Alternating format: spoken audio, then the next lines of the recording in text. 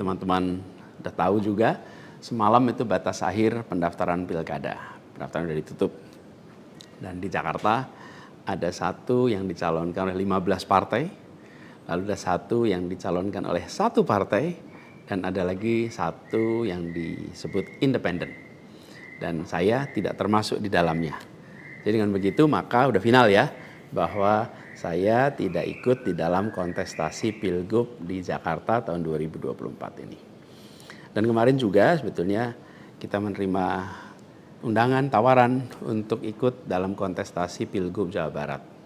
Kita apresiasi sekali ajakan ini, panggilan ini, tapi dengan mempertimbangkan berbagai faktor, kami putuskan untuk tidak mengikuti kontestasi di Jawa Barat.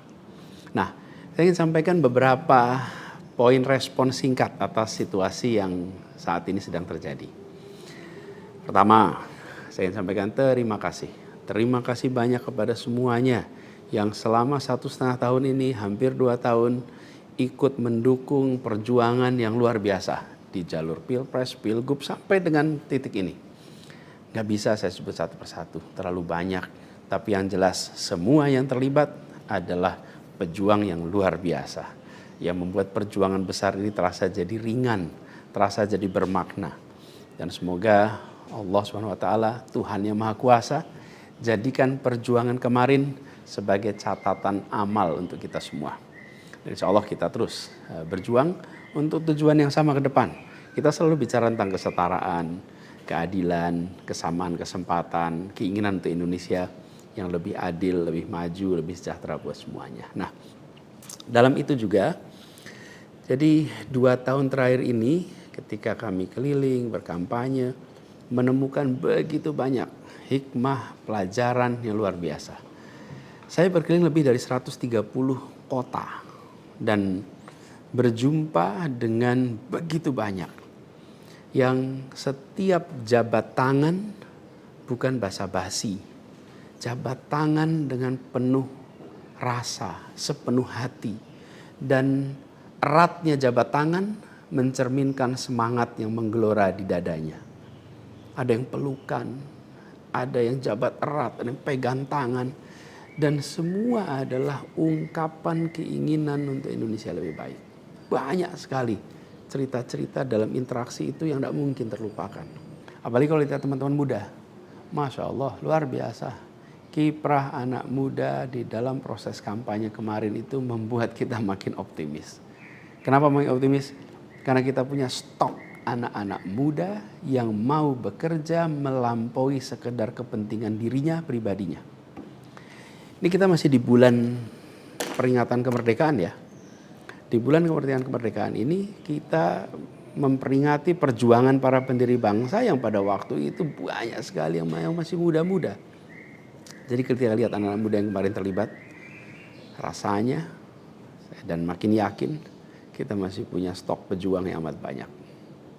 Pejuang yang akan membawa Indonesia menjadi lebih adil, lebih baik buat semuanya.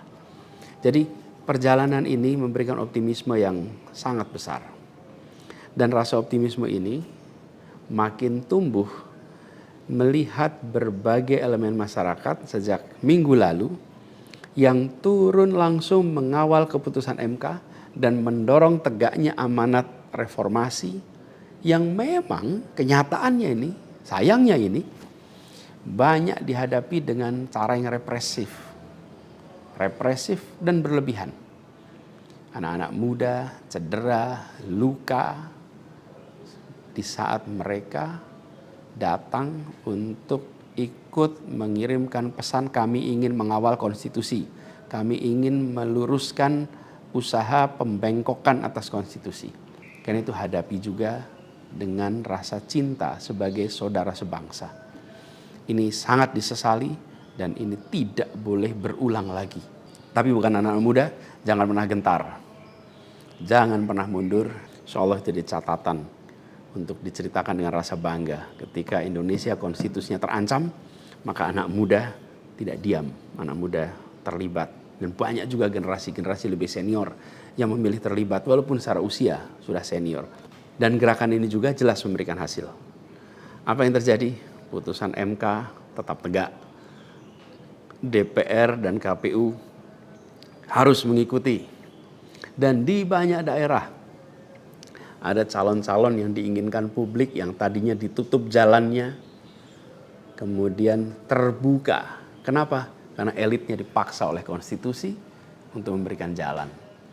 Dan ini adalah sebuah kesempatan untuk kita memperbaiki kualitas demokrasi dan harapannya nanti mutu pemerintahan di seluruh wilayah Indonesia. Jadi kemudahan yang disediakan oleh MK ini bisa dimanfaatkan. Walaupun di beberapa daerah juga tidak dimanfaatkan oleh partai-partai merespon aspirasi yang sesungguhnya ada dari masyarakat. Karena pilkada ini kan pemilihan di tingkat daerah yang harusnya mencerminkan aspirasi daerah, bukan aspirasi di puncak nasional. Tapi dalam kenyataannya tidak selalu semua bisa berjalan seperti itu. Nah, gerakan masif mengawal putusan MK di berbagai kota ini juga menunjukkan bahwa tidak benar bila rakyat Indonesia disebut sudah apatis, sudah tidak peduli pada kondisi demokrasi. Nope, sama sekali tidak. Harapan itu menyala, harapan itu menyala terang, dan insya Allah makin terang. Dan terangnya harapan ini harus terus kita jaga, kita besarkan sama-sama. Nah, hal lain yang ingin saya sampaikan, bahwa takdir Allah, Tuhan Yang Maha Kuasa, sudah tertulis bahwa saya tidak mengikuti kontestasi kali ini. Dan sejujurnya ada selalu rasa lega setiap kali melewati sebuah persimpangan jalan. Ketika amanat itu diberikan, artinya Allah Subhanahu wa taala meyakini bahwa ini yang terbaik. Dan ketika amanat itu tidak berikan, saya yakin Allah Subhanahu wa taala sedang melindungi pada kita. Jadi itu juga yang saya jalani selama ini. Begitu kita menyaksikan situasinya, hasilnya, maka saya yakin insyaallah ada hikmah-hikmah besar yang akan muncul nanti. Mungkin ada yang tanya, Pak Anies, ada nggak penyesalan tidak mengikuti pilkada ini? Kalau saya ditanya ada penyesalan, tidak ada. Ada penyesalan itu. Apa yang saya sesali? Yang saya sesali adalah aspirasi warga kampung-kampung miskin kota, rakyat miskin kota yang berdatangan ke rumah ini, di tempat sini. Setelah selesai Pilpres kemarin, bergantian, berombongan datang bergantian, menyampaikan keinginan, aspirasi, Pak tolong kembalikan kondisi yang kemarin kita rasakan. 1,5 tahun ini hilang. Dari mulai usaha untuk perbaikan kampung-kampung kumuh, perbaikan kondisi ekonomi mereka, yang selama itu kami selalu jadikan sebagai fokus perhatian. Dan selama berapa bulan ini saya datang mengelilingi mereka semua, mendatangi mereka semua. Ini yang saya, kalau dibilang perasaan ya, ada perasaan, waduh ini aspirasi ini gak bisa kita tuntaskan. Lihat warga kampung Bayam yang terlantar, berat rasanya.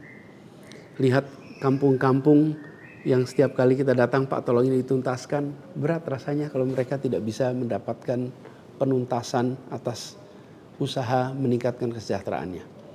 Itu yang kalau ditanya sebagai rasa sesal, bagaimana rakyat miskin di Jakarta yang menjadi fokus perhatian kita tidak bisa saya penuhi harapannya.